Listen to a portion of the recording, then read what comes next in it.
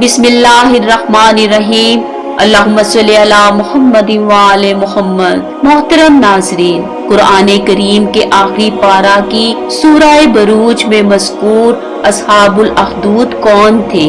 ये किस इलाका से ताल्लुक रखते थे? उनका बादशाह कौन था? अस्हाबुल अखदूद ने क्या जुर्म किया था? अखदूद अजीम गढ़े और खंदक के मायने में है, और यहाँ वो बड़ी बड़ी खंदकें मुराद हैं जो आग से पुर कर दी गई थी ताकि तशद्दुद करने वाले इसमें मोमिनीन को फेंक कर जलाएं। मुफस्सिरीन मुर्रहीन के दरमियान इस मौजू पर इख्तिलाफ है। सबसे ज्यादा मशहूर ये है कि ये वाक़या सरजमीन यमन के कबीला हुमैरा के ज़ूनवास नामी बादशाह के दौर का है। इस सारे वाक़े की तफसील ये है कि ज़ूनवास जो यमन के हुमैरा नामी कबीले से ताल्लुक रखता था, मसीही मजहब छोड़कर यहूदियत की तरफ माइल हो गया और बिलाखिर यहूदी मजहब अपना लिया। इसके साथ ही उसका पूरा कबीला भी यहूदी हो गया।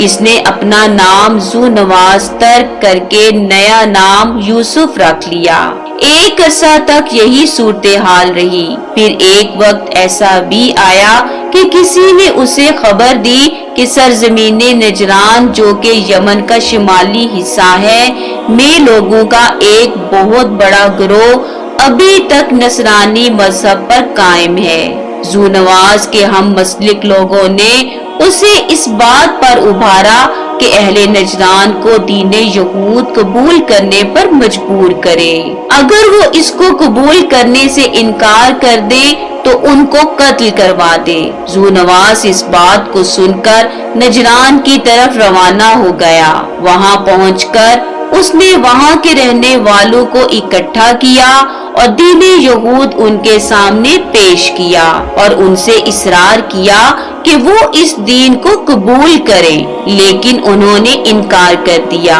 ज़ूनवास ने कहा कि अगर तुम ऐसा ना करोगे तो मैं तुम्हें दर्दनाक मौत से हमकिनार कर दूंगा। वो सब लोग शहादत कबूल करने पर तैयार हो गए, मगर अपने दीन को खैर बात ना कहा।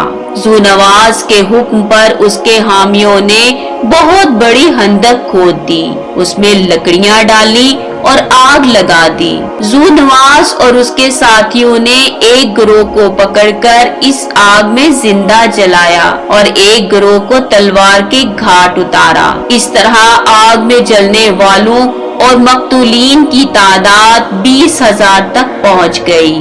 बाज़ मुफस्सिरीन ने यह भी लिखा है कि इस सिलसिलाए दारोगीर और जुल्मो सितम से किसी न किसी तरह बचकर नसारा बनी नजरान का एक आदमी कैसे रूम के दरबार में जा पहुंचा।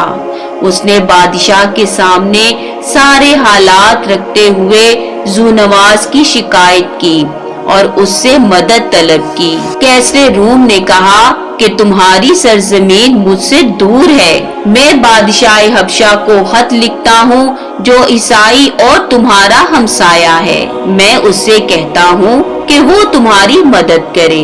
कैसरे रूम ने हबशा के बादशाह को खत लिखा और उससे नसारा निजरान के ईसाइयों के खून का इंतकाम लेने की ख्वाहिश की। वो नजरानी शख्स बादशाह हबशा नजाशी के पास गया। बादशाह नजाशी उससे ये तमाम माजरा सुनकर बहुत मुतासिर हुआ और सरजमीने नजरान में शोलाए दीने मसीह के खामोश हो जाने का उसे बहुत अफसोस हुआ। उसने ज़ूनवास से शहीदों के खून का बदला लेने का मुसम्मम इरादा कर लिया। इस मकसद के पेशे नजर हबशा की फौज यमन की तरफ रवाना हुई। घुमसान की जंग के नतीजे में उसने ज़ूनवास को शिकस्ते फाश दी और उनके बहुत से अफराद को कत्ल किया। जल्द ही नजरान की हुकूमत नजाशी के कब्जा में आ गई और नजरान हबशा का एक सूबा बन गया। बाज़ मुफस्सिरीन ने तहरीर किया है कि अहदूद यानी खंदक का तूल 40 ज़रा यानी 40 हाथ था और उसका अर्ज 12 ज़रा था। याद रहे کہ ایک ذرا تقریباً 1 گز کے معنی میں استعمال ہوتا ہے، جو کم و بیش 1 میٹر کے قریب ہوتا ہے۔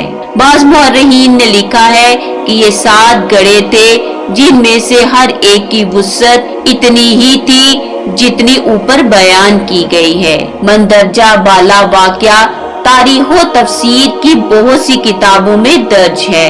من جملہ دیگر کتب کے عظیم مفسر طبرسی نے مجمع البیان میں، ابو الفتوح رازی نے اپنی تفسیر میں، فخر رازی نے اپنی تفسیر کبیر میں، آلوسی نے روح المعانی میں اور قرطبی نے اپنی تفسیر میں زیر بحث آیات کے ذیل میں، اسی طرح حشام نے اپنی سیرت میں اور ایک دوسری جماعت نے اپنی کتب میں اس واقعہ کو تحریر کیا ہے۔